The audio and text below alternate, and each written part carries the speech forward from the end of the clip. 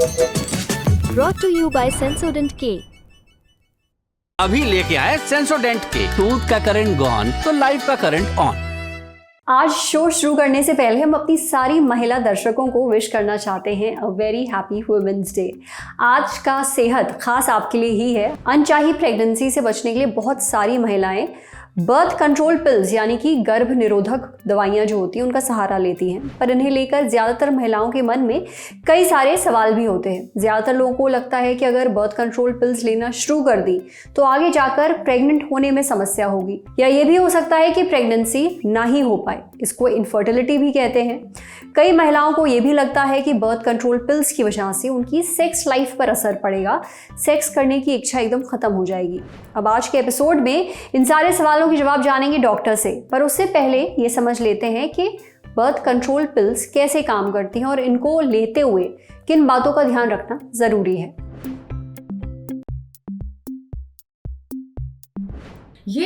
हमें ये रूटीन में 21 डेज या 28 डेज जैसे भी वो पिल्स पे पैकेट पे मेंशन है, आपका डॉक्टर जैसे एडवाइस करता है, इन मेडिसिन को रेगुलरली लेना होता है। और एक लेडी का जो 14th डे पे जो ओवुलेशन होता है, यानी कि जो उसके ओवरी से अंडाशय से जो एग निकलता है, उसको ये ड्यूरिंग द इनटेक जब हम ये गर्भ निरोधक गोलियां खा रहे होते हैं तो ये अंडा नहीं बनने देता है। इसी तरह से इसको मतलब हम उस टाइम पे प्रेगनेंसी नहीं होती है। और इनका जो कंट्रोल रेट है, बर्थ कंट्रोल रेट है, दैट इज एक्सीलेंट।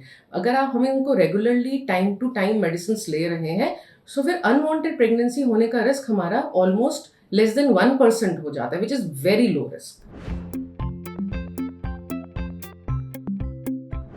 इसमें मेनली है कि हम टाइम का बहुत ध्यान रखें, यानी कि हम रोज एक ही टाइम पे लेने की कोशिश करें, बहुत ज़्यादा आगे पीछे ना करें। और अगर बाय चांस हम एक गोली भूल जाते हैं तो फिर हम अगले दिन जिस भी टाइम पे हमें याद आ रहा है उस टाइम हम दो दवाई, एक दिन पिछली वाली और एक दिन उस दिन की दवाई हम ले लें। और अगर 2 से ज़्यादा भूल रहे हैं तो प्लीज़ अपने गायनेकोलॉजिस्ट के पास जाएं, उनको दिखाएं कि आगे क्या करना है, वो आपको बताएंगे।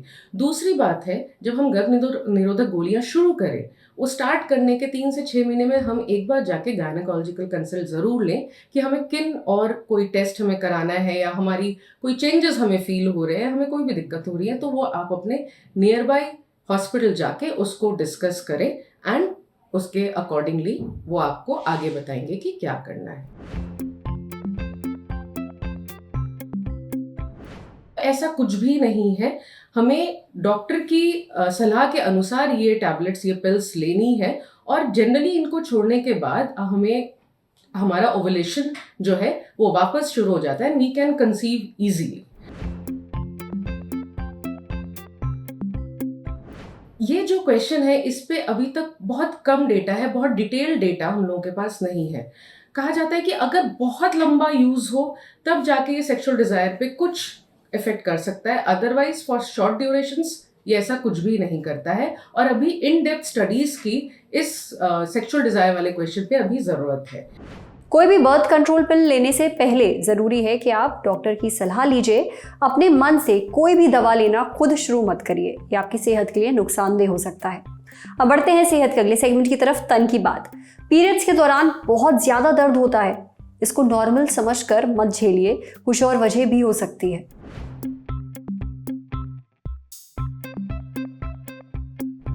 बात जब औरतों से जुड़ी हेल्थ प्रॉब्लम्स की आती है तो बहुत सारी ऐसी समस्याएं हैं जिनके बारे में वो खुलकर बात नहीं करती, पर ये उनकी सेहत के लिए बहुत खतरनाक है। पीरियड्स के दौरान जिन लड़कियों को बहुत ज़्यादा दर्द होता है वो अक्सर इसे पीरियड पेन समझकर झेल लेती हैं, सिकाई कर लेती हैं, पेन किलर खा लेती हैं, पर पीरियड्स के दौरान तेज़ दर्द औरतों को होने वाला एक दर्दनाक डिसऑर्डर का लक्षण भी हो सकता है और इसका नाम है एंडोमेट्रियोसिस। एंडोमेट्रियोसिस के बारे में हमें और जानकारी दी डॉक्टर तृप्ति ने। एंडोमेट्रियोसिस को समझने के लिए एंडोमेट्रियम क्या है ये जानना जरूरी है। एंडोमेट्रियम पूरी बॉडी में सिर्फ यूट्रस यानी कि गर्भाशय के अंदर बनता है। अगर यूट्रस के बाहर जाना शुरू हो जाए तो इसको एंडोमेट्रियोसिस कहा जाता है। एंडोमेट्रियम एक लाइनिंग है जो यूट्रस यानी गर्भाशय के अंदर बनती है। हार्मोन बनने की वजह से ये लाइनिंग बनती है, प्रेगनेंसी का इंतजार करती है। अगर प्रेगनेंसी नहीं हुई तो ये लाइनिंग झड़ना शुरू हो जाती है और पीरियड्स हो जाते हैं। यूट्रस के बाहर एंडोमेट्रियोसिस नॉर्मल ओवरी में या फिर यूट्रस और ओवरी को जोड़ने वाली फॉलिक्यूलर ट्यूब में देखा जाता है। यूट्रस के बाहर अंतड़ियों में भी होता है और इसे सिवियर एंडोमेट्रियोसिस कहा जाता है। जब बच्चियां छोटी होती हैं तो यूट्रस बहुत छोटा होता है और उसकी ओपनिंग जहां से खून बाहर आता है वो भी बहुत छोटी होती है। उसकी वजह से यूट्रस पर दबाव आता है ताकि यूट्रस के अंदर बना एंडोमेट्रियम खून के दबाव के बाद बाहर चला जाए। अगर दबाव ज़्यादा होता है या पेन बहुत ज़्यादा होता है तो एंडोमेट्रियम उल्टी जगह से यानी ट्यूब से बाहर निकल आता है, तब वो दूसरी जगह ग्रो होना शुरू हो जाता है। एंडोमेट्रियोसिस जेनेटिक कारणों से भी होता है। अगर यूट्रस के बाहर एंडोमेट्रियम ग्रो कर रहा है उसे निकालना ज़रूरी होता है। ये सर्जरी से निकाला जाता है। हार्मोनल ट्रीटमेंट देते हैं इसमें ताकि एंडोमेट्रियम कम बने। सर्जरी के बाद अगर पेशेंट दवाई नहीं लेता है तो बीमारी दोबारा आ सकती है। ऐसे इंजेक्शन भी दिए जाते हैं जिससे थोड़े टाइम के लिए मेनोपॉज आता है और एंडोमेट्रियम का जो ग्रोथ है कहीं और पर नहीं होता है। इसलिए अगर आपको पीरियड्स के दौरान बहुत ज़्यादा दर्द होता है, बहुत हैवी ब्लीडिंग होती है तो डॉक्टर से ज़रूर मिलिए। इसे नॉर्मल पीरियड पेन मत समझिए, समझे। अब बारी सेहत के आखिरी सेगमेंट की, खुराक यानी झक्कासी हेल्थ टिप। मेनोपॉज से गुजर रही महिलाओं को अचानक बहुत तेज़ गर्मी लगना, पसीना आना और नींद ना आना जैसे लक्षण महसूस होते हैं। एक्सपर्ट से जानते हैं इनसे कैसे निपट सकते हैं। मेनोपॉज यानी महिलाओं में हमेशा के लिए पीरियड्स बंद हो जाना। अब मेनोपॉज शुरू होने की उम्र हर महिला में अलग हो सकती है, पर ज़्यादातर 45 से 55 के बीच में महिलाओं को मेनोपॉज हो जाता है। पीरियड्स के दौरान महिलाओं को कई समस्याओं से गुजरना पड़ता है, लेकिन मेनोपॉज के बाद भी हेल्थ कॉम्प्लिकेशंस होते हैं। जैसे लगभग 60% महिलाओं को इंसोम्निया या नींद न आने की समस्या होती है। इसकी वजह 2 हार्मोन्स में होने वाले बदलाव है, प्रोजेस्टेरोन और मेलाटोनिन। मेनोपॉज की वजह से आने वाली लक्षणों को कैसे मैनेज कर सकते हैं, इसके बारे में न्यूट्रिशनिस्ट लवनीत बत्रा ने अपने इंस्टाग्राम पोस्ट पर बात की है। अपनी डाइट में बादाम, काजू और अदरक को जगह दीजिए। इसमें मैग्नीशियम होता है जो आपकी बॉडी क्लॉक को सही रखता है और मांसपेशियों को आराम भी देता है। इसके अलावा नारियल, सूरजमुखी के बीज और पिस्ता खाइए। इसमें विटामिन सी की मात्रा अच्छी होती है। इससे रात में सोते समय अगर आपको बहुत पसीना आता है, जिसको हॉट फ्लैशेस भी कहते हैं, उससे राहत मिलेगी और अच्छी नींद आएगी। इसके साथ ऐसी चीज़ों को भी अपनी डाइट में जोड़िए जिनमें ओमेगा 3 होता है, जैसे कि मछली, बाजरा, मक्का और जौ। ओमेगा 3 एक तरह का फैट है जो मूड और नींद की समस्याओं को ठीक करने में मदद कर सकता है। अपनी डाइट में सोया से बनी चीज़ों को ज़रूर जोड़िए। इसमें आइसोफ्लेवोन्स होते हैं। इनमें एक खास बात होती है, ये महिलाओं में पाए जाने वाले एस्ट्रोजन हार्मोन की तरह असर करते हैं। मेनोपॉज के बाद महिलाओं में एस्ट्रोजन हार्मोन कम बनता है। इस वजह से महिलाओं को हॉट फ्लैशेस यानी अचानक से बहुत गर्मी लगने की समस्या होती है और स्लीप साइकिल भी खराब हो जाती है। सोया से बनी चीज़ें इनसे राहत दिला सकती हैं।